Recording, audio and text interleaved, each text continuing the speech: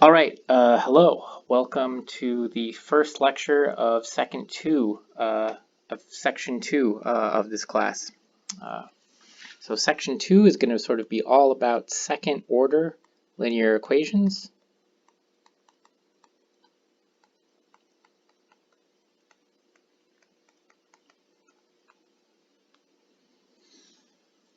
And so what are these? Well, a second order linear equation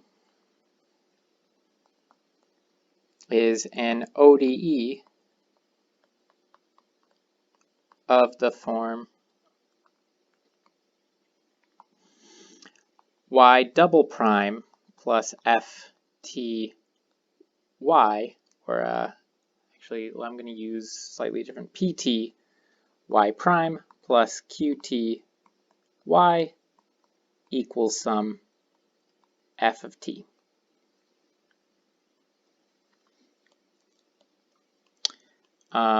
We say such an equation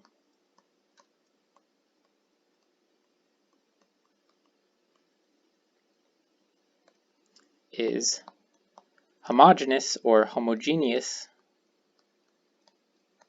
if f of t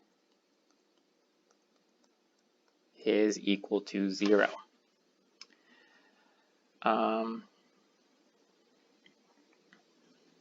Okay, so to sort of start off, for the next week, essentially, we're really only going to be focusing on homogeneous second order linear equations.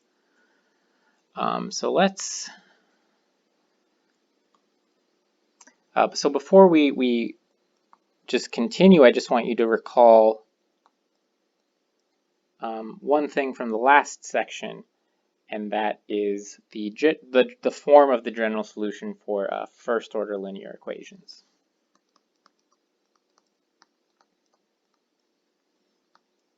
Or at least for homogeneous ones.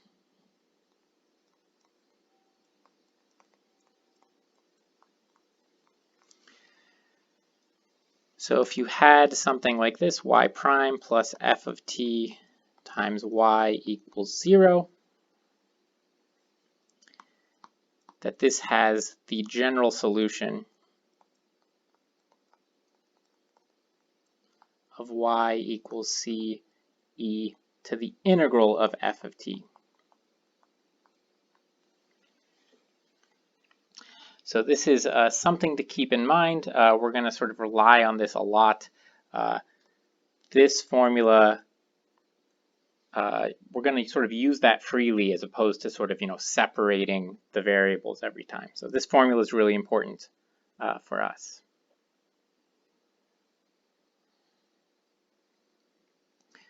Okay. So before we get into sort of, more complicated things, let's look at a couple examples and actually solve them. So we're gonna look first at homogeneous second order linear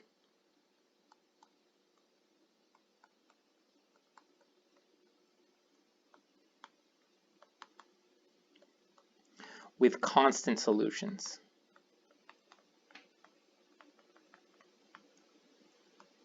Because it turns out that equations of this type we can actually already solve pretty easily, and they're going to be something that we should take in mind as we sort of look at the general case. So let's start with a real basic example. So y double prime minus y prime equals 0. Okay, so we can actually solve this by just sort of doing a change of variables. So I'm going to use u, and I'm just going to call this y prime. And we can then sort of convert this to a first order equation. So right, if u is y prime, then u prime is y double prime, and we get the equation u prime minus u equals 0. And now using our formula up here, which I just realized I got wrong. That should be negative the integral of that. So this also says, u prime equals u. So, we know that the solution to this equation, at least, is going to be c times e to the t. Okay, so u is c e to the t, but that tells us that y prime is c e to the t. And now to solve this, we just need to integrate. So y is the integral of some constant c times e to the t dt. Now, we know the integral of e to the t is just e to the t, but we also need to add a constant. And so it's actually really important here. We know this is an arbitrary constant.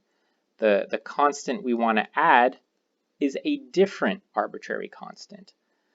So we could call it d, but I'm just going to go back and say that this constant is c1, and then our other constant is c2. So we see that y had our general solution c1 e to the t plus c2.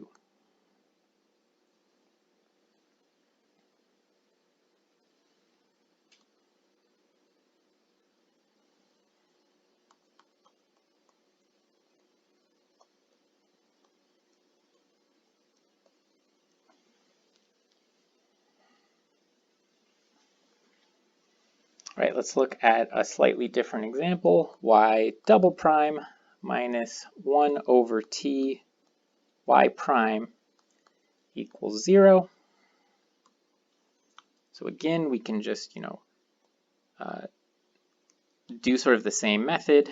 U equals y prime, which converts this equation into the form u prime minus 1 over t u equals 0, which means that u is c, some constant c. I'm going to call it c1 because we know another constant is going to show up later, times e to the integral of negative 1 over t.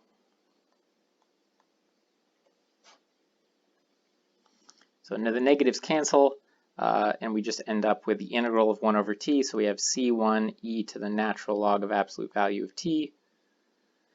And so u equals c1 times t.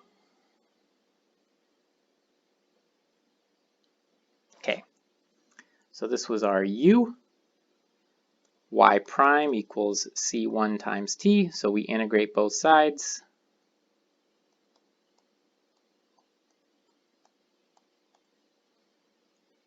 And we get that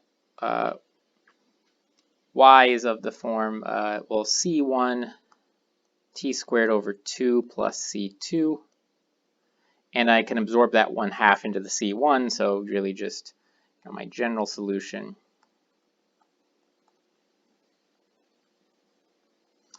Y equals c1 t squared plus c2.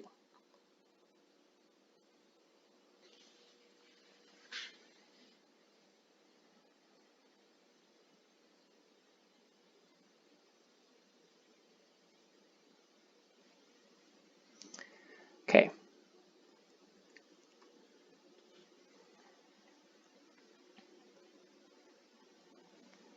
So I mean, in general, what's going to happen here? Let's say we have something y double prime plus f of t y prime equals 0. So we're looking at solutions like this that aren't really necessarily second order, or rather we can just make a substitution. So we can say, okay, u equals y prime, u prime equals y double prime. This converts the equation to u prime plus f of t u equals 0. We can use our formula, u equals c1 e to the integral of f of t dt. So this is our y prime.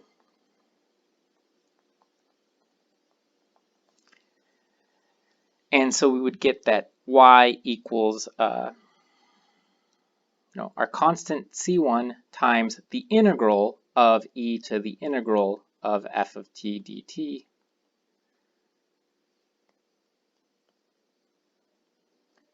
plus some constant C2 at the end.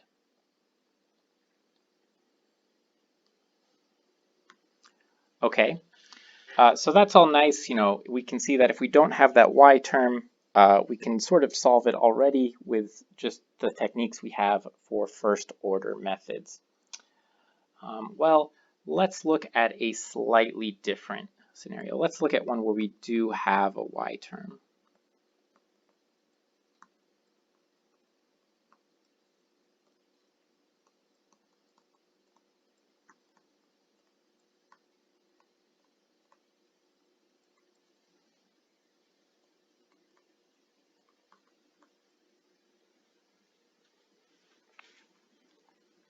So let's say we want to find the general solution to y prime plus 2 over ty prime minus 6 over t squared y equals 0.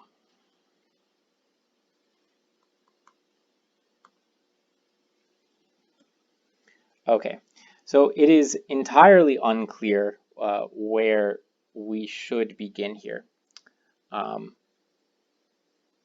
And so what we're actually going to do first is we're just going to see if we can find any solutions. So we're going to assume a particular form. So let's assume,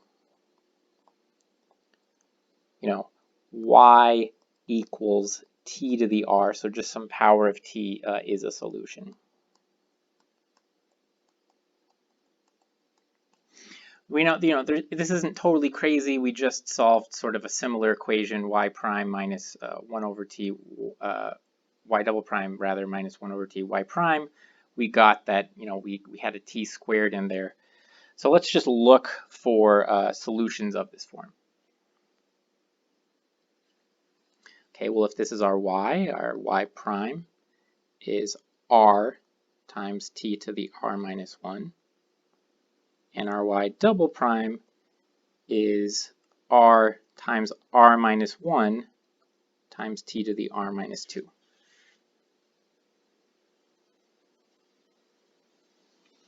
And now let's plug this in. So y double prime plus 2 over t y prime minus 6 over t squared y equals 0.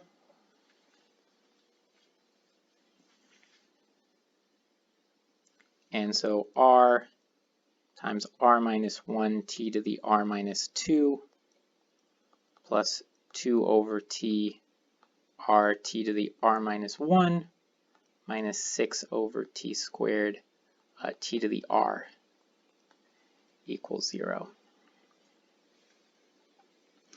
Simplify things a bit, r squared minus r times t to the r minus 2 plus 2r and then t to the r minus 1 over t, that's t to the r minus 2, and then minus 6, again t to the r minus 2 equals 0. So we can pull out a t to the r minus 2.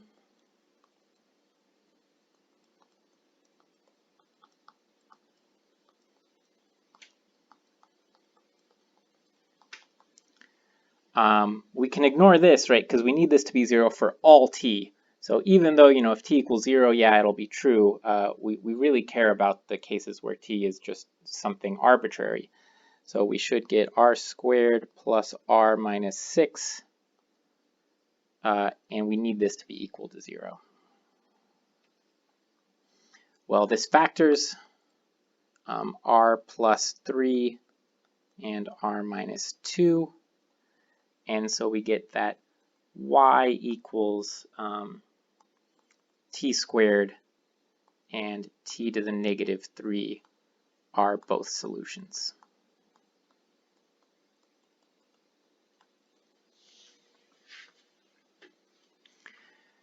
Okay.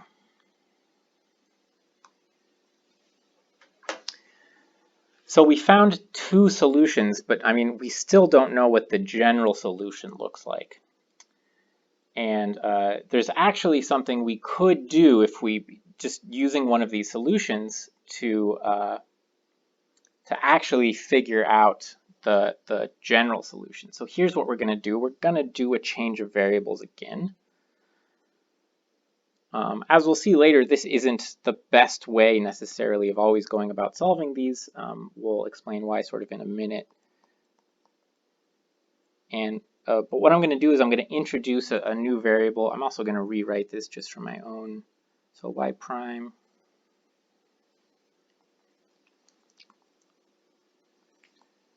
y double prime plus 2 over t y prime minus 6 over t squared y equals 0. And we're going to use the fact that y equals t squared is a solution to find the general solution.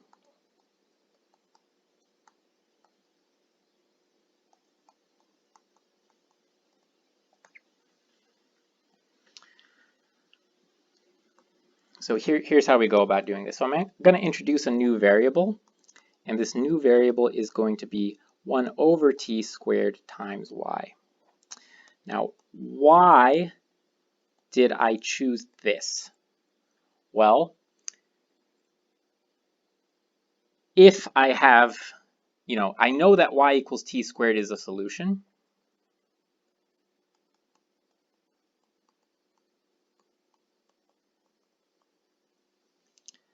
And so if y is t squared, well then u is 1 over t squared times t squared. And that's just 1 is a solution. So u, in terms of u, u equals 1 is a solution, which means that hopefully after we convert this, we should have no u term. We should only have u prime and u double prime terms. So let's go ahead and convert that. So this is my u. Well, then y is a t squared times u. Y prime is t squared times u prime plus 2t times u. And y double prime is t squared times u double prime plus actually 4tu single prime plus 2 times u. And now let's convert this to the u world. Y double prime plus 2 over t y prime minus 6 over t squared y equals 0.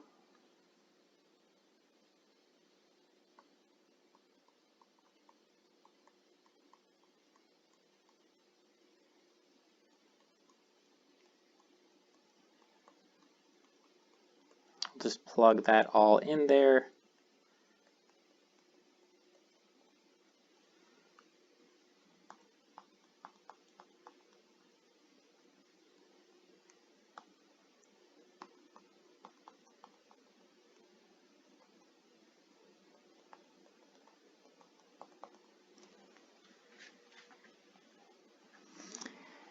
And now let's sort of simplify once. T squared u double prime plus 4t prime plus 2u plus tu prime plus 4u minus 6u.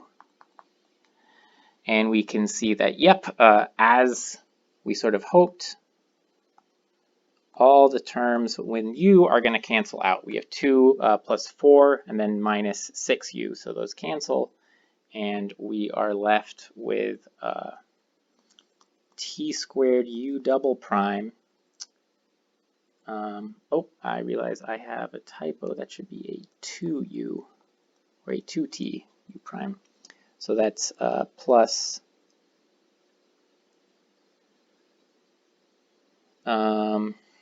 and that should also have a t there. So plus 6t u prime equals 0. And if I divide through y double prime plus 6 over t u prime equals 0.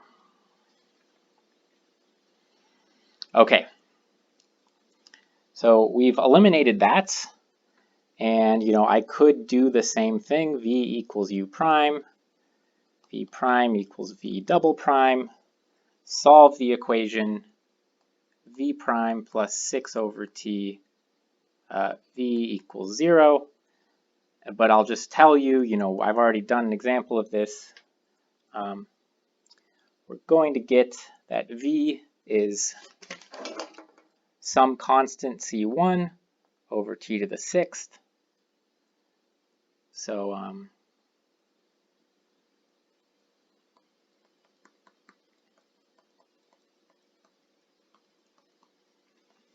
U prime is some constant C1 over T to the 6th, which means that if I integrate, I get U equals some constant C1 over T to the 5th plus some constant C2. Remembering then that U was 1 over T squared times Y.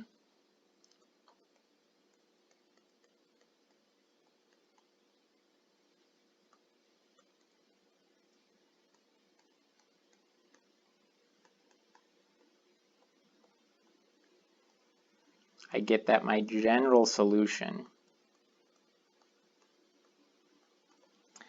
looks like this. Okay, so that was a lot of work, and I didn't even show all of it. So I want to sort of make a couple observations, and we're going to use these observations to make solving these problems a lot easier. So if you notice here, really, I had to do, a change of variables and then a change of variables again to actually solve this problem. The second one I didn't even show all the work for.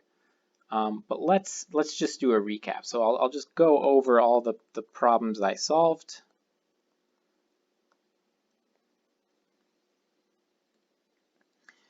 So y double prime minus y equals 0, right? This had the general solution of y equals c1 e to the t plus c2.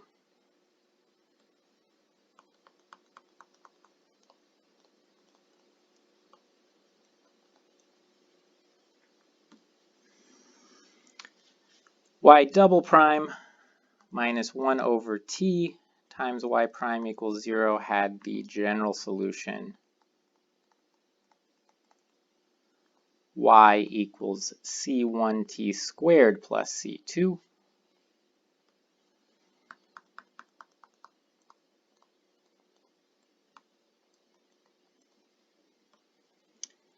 And my more complicated y double prime plus 2 over t y prime minus 6 over t squared y equals 0 has the general solution. And in fact, note c1 over t cubed plus c2 times t squared. Okay. The last thing I want to point out specifically about this one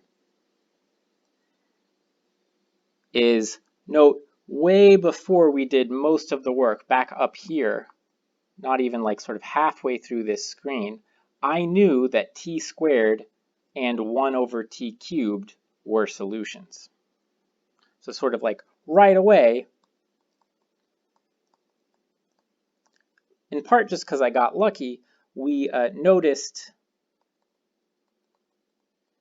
that 1 over t cubed and t squared were solutions. We then did a ton of work and got that the general solution, really only involved those two things. And so sort of our observation is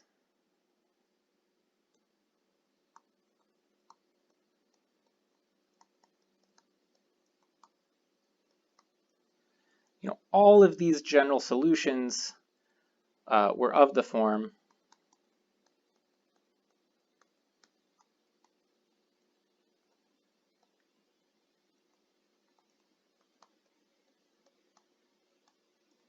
C1 times some function of t plus C2 times another function of t.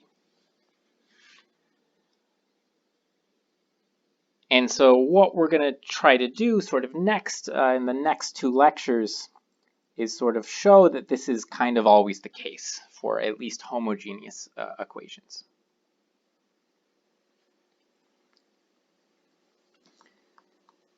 So to start this off, I want to note one thing.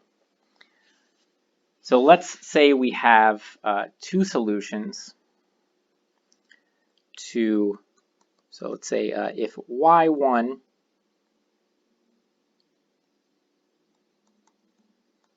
and y2 are solutions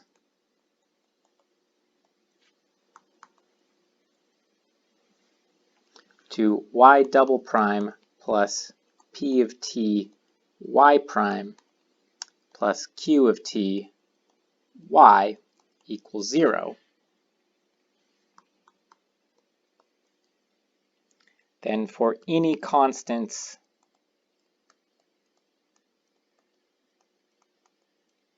C1 and C2, y equals C1 y1 of t plus C2 y2 of t is also a solution.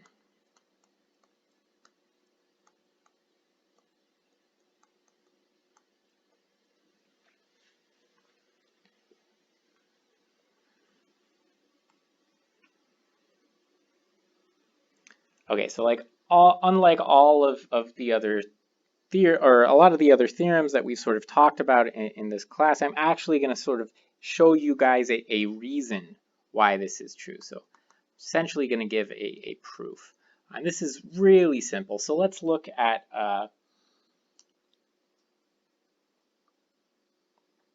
some pretty basic example. So let's look at y double prime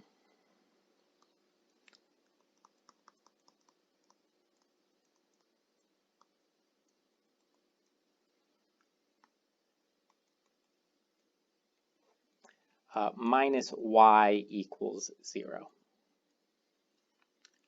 What I want you guys to first sort of note is that y equals e to the t and y equals e to the negative t are both solutions.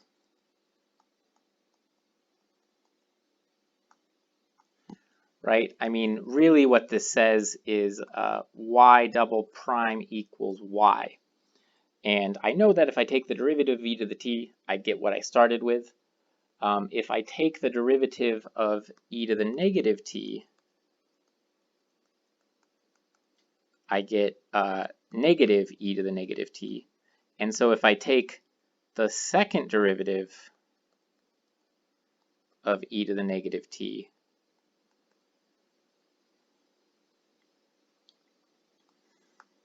that's the same as the first derivative of negative e to the negative t.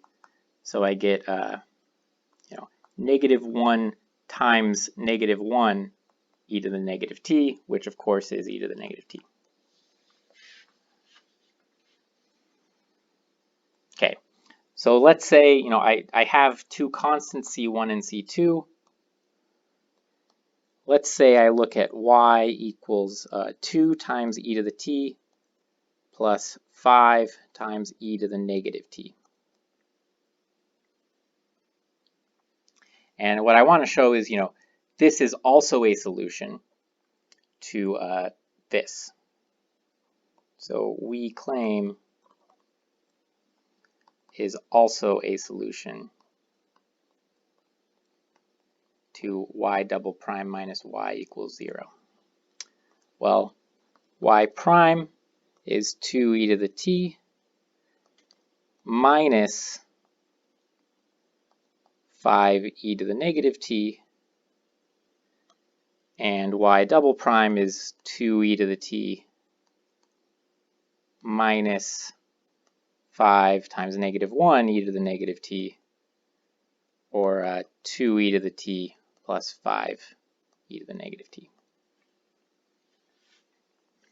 So y double prime minus y becomes 2e to the t plus 5e to the negative t minus 2e to the t plus 5e to the negative t equals 0. And yeah, we can confirm that that's true.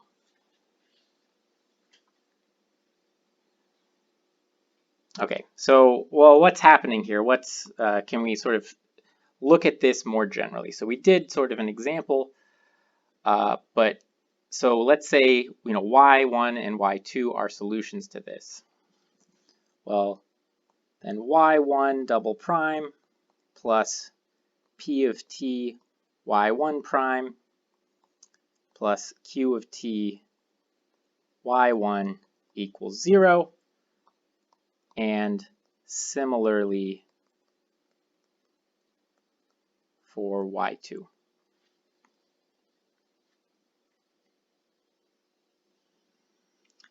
So let's say, again, we're going to set y equals c1 y1 plus c2 y2, y1 prime c1 y1 prime plus c2 y2 prime, and similarly for the double prime.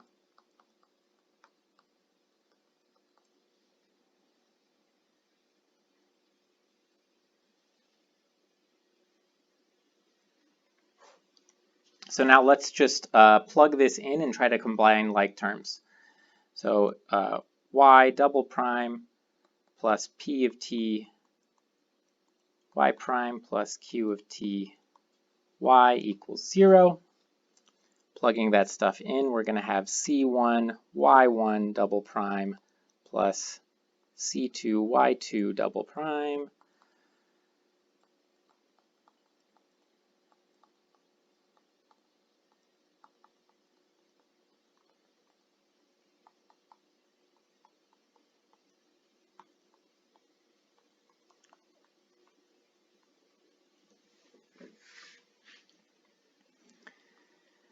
and now what I'm going to do is rewrite this. So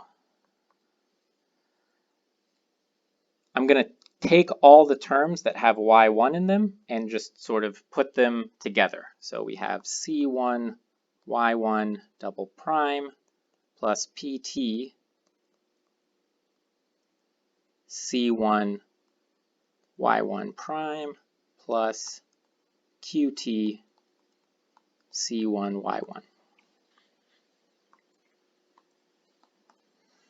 And over here I have essentially the same thing, c2 y2 double prime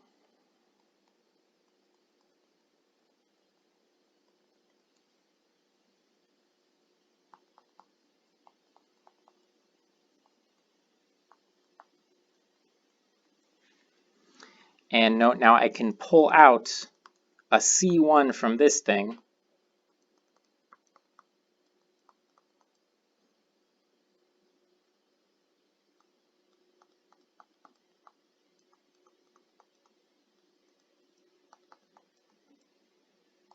and a c2 from this thing.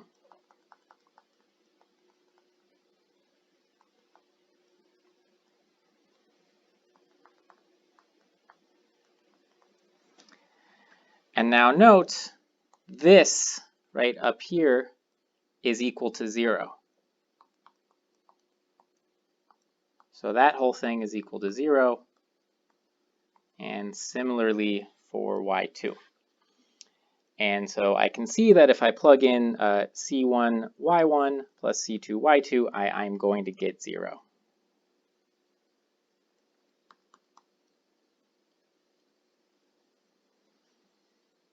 Okay. So this is kind of the key property of linear equations, just to sort of summarize. So, key fact.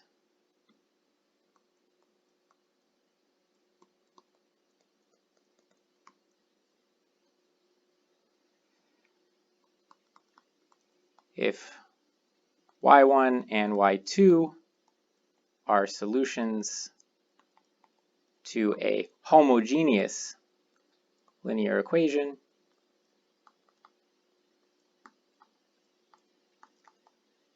then so is c1y1 plus c2y2.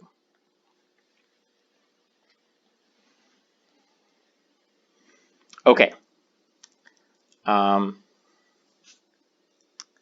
So sort of to summarize here, right, go back and look at this. We saw already that e to the t and 1 are solutions. And from this, we know that c1 e to the t plus c2 times 1 is also a solution. But as we sort of saw here, it looks like the general solution is always just like that. You have two different solutions, and then the general solution is C1 times the first solution plus C2 times the second.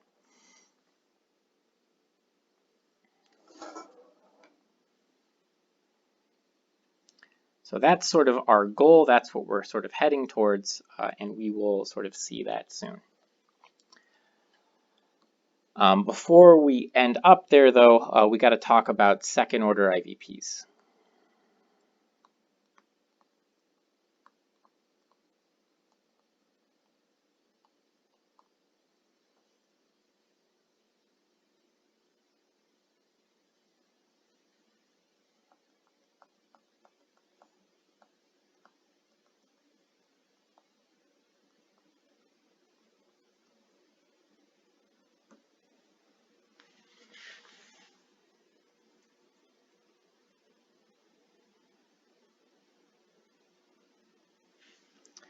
So let's solve the IVP.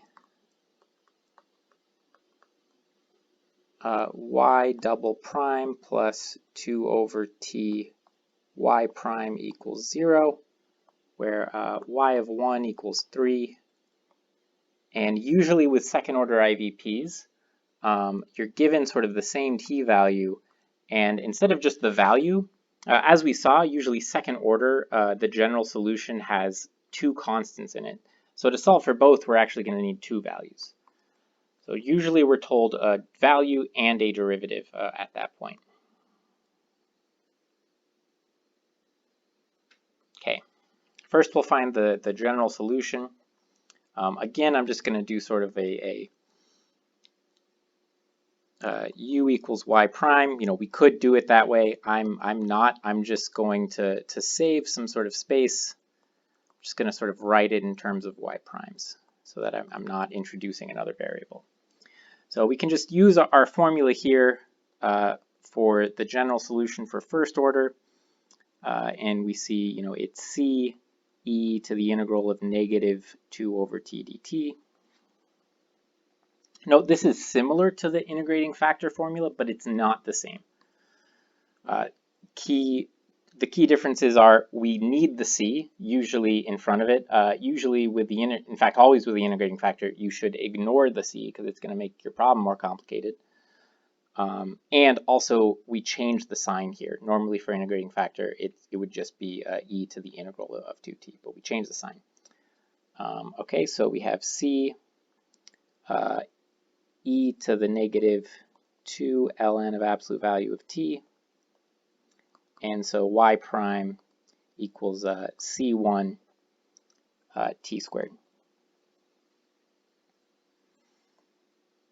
Integrating both sides then, we have that y is the integral of c1 t squared dt.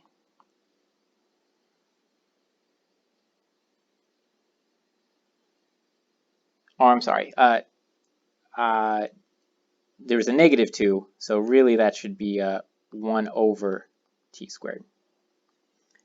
Yeah. and so y is c1 integral of that is negative 1 over t, and then plus our other constant, right, because we're taking another derivative, so plus c2. Absorbing the negative, I have y is c1 over t plus c2. So this is our general solution.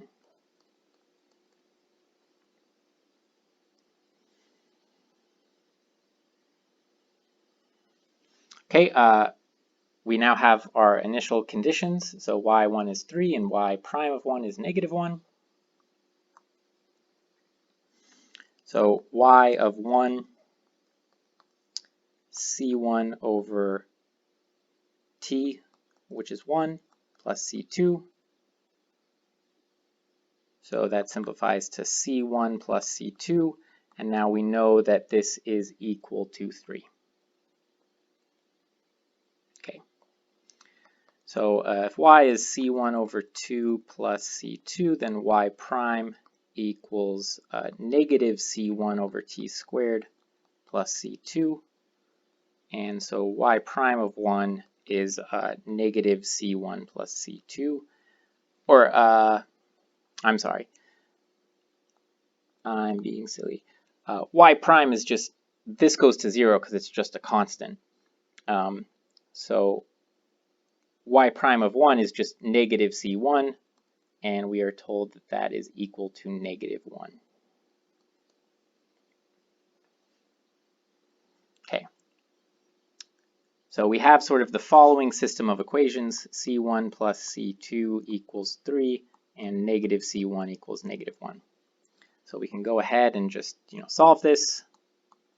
c1 equals 1, and plugging that in, 1 plus c2 equals 3. So we get c1 equals 1 and c2 equals 2. And then again, don't forget to plug it back in, but our answer then must be y equals 1 over t plus 2.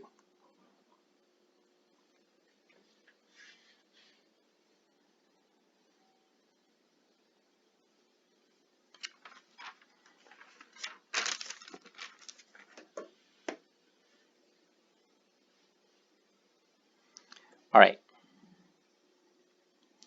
So we've seen what second order IVPs look like, and we're going to look at the existence and uniqueness now.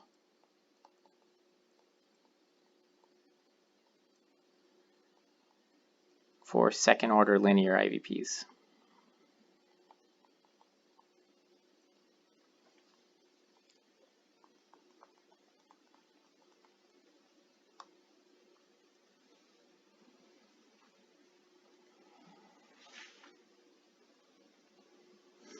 So given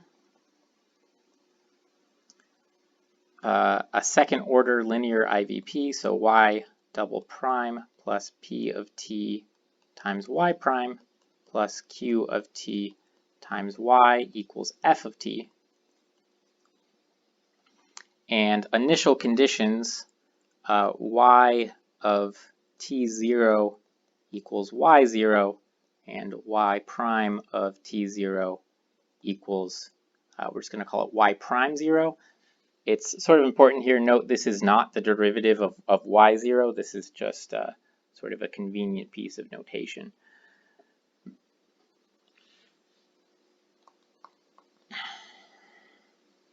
If pt, qt, and ft are continuous,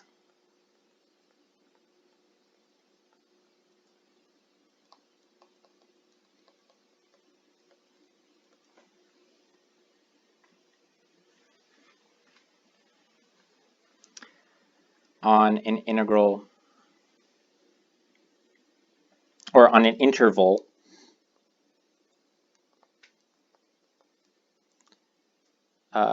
AB, which contains t0,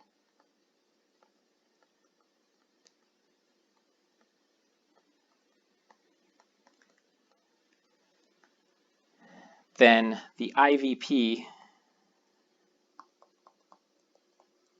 has a unique solution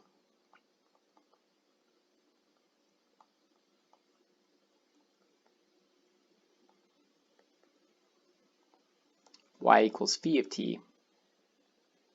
And furthermore, you can say more than it's just a local solution because it's linear. And phi of t is defined for all t in between a and b, so all t in the interval a, b.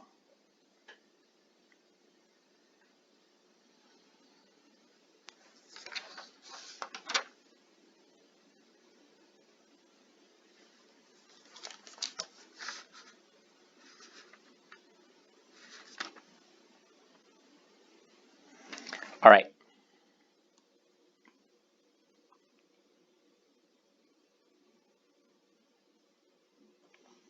So I'm going to close this off with an exercise that I'm going to have to give you a couple of big hints about. So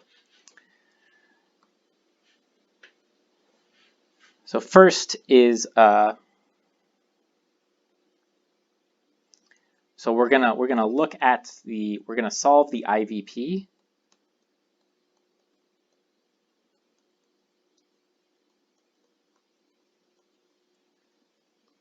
Y double prime minus 4 over t y prime plus 4 over t squared y equals 0, and y of -1 equals -3, and y of -1, or y prime of -1 equals -6. So we're going to solve this in a couple steps.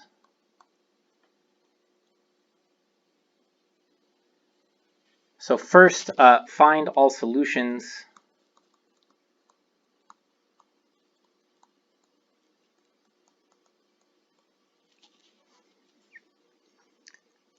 to the underlying ODE. So ignore the initial conditions.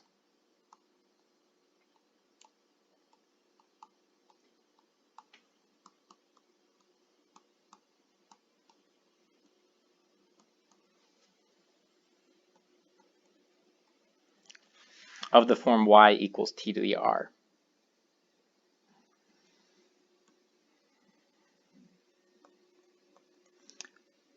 For the second part of the exercise, I want you to use the fact, oops,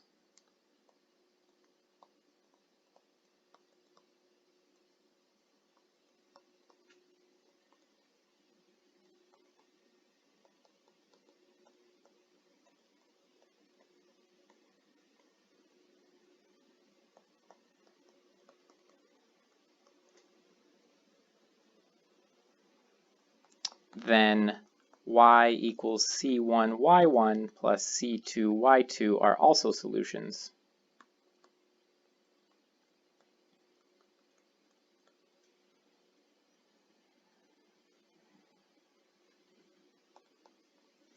And look for a solution to the ODE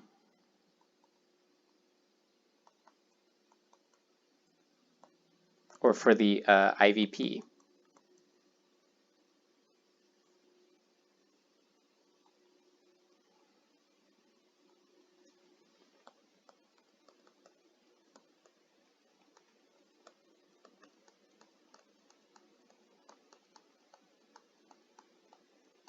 Of this form.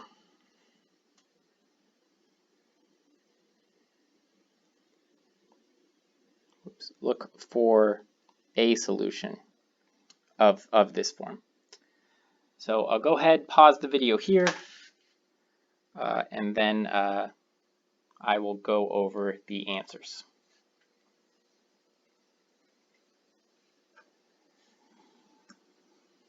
All right. So hopefully that wasn't too bad. So for the first part, you should have gotten essentially at the end of the step. So you plug this in, right? Y prime then is r t to the r minus 1. Y double prime is r times r minus 1 t to the r minus 2.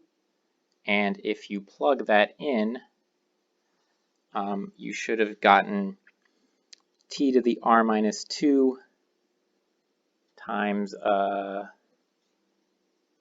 r squared minus 5r plus 4 equals 0. And so your two solutions, if you factor that, should be y equals t or y equals t to the fourth. So those are your solutions to part A. So for part B, we're using that this is also going to be a solution. You didn't have to check that or anything.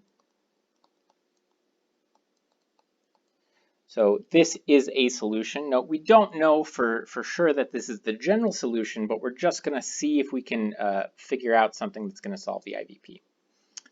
So if this is y, then y prime is c1 plus 4c2 t cubed. And now with our initial conditions, if we plug in a -1, so c1 -1 plus c2 -1 to the fourth needs to be -3. And c1 plus 4 times c2 -1 to the third needs to be equal to -6.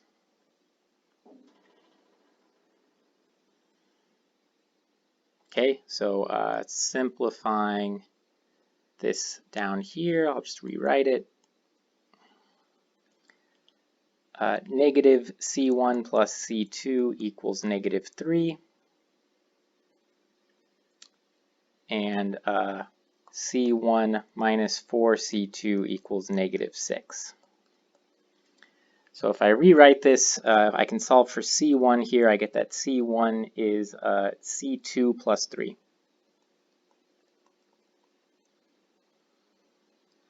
And now if I plug that in here, c2 plus 3 minus 4c2 equals -6.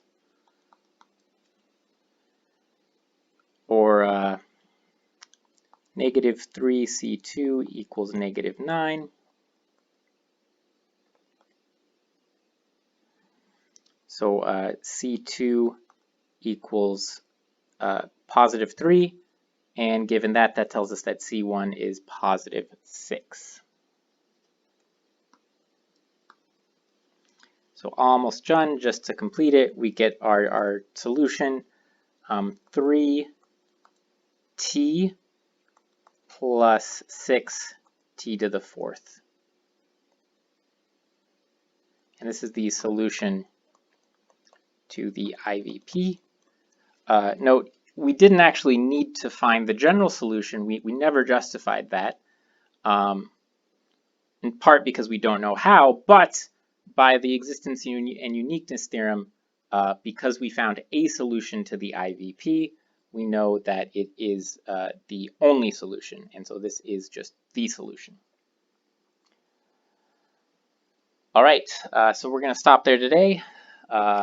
Pick it up again on Monday, where we're going to talk about the fundamental sets of solutions and some sort of 2x2 matrix algebra.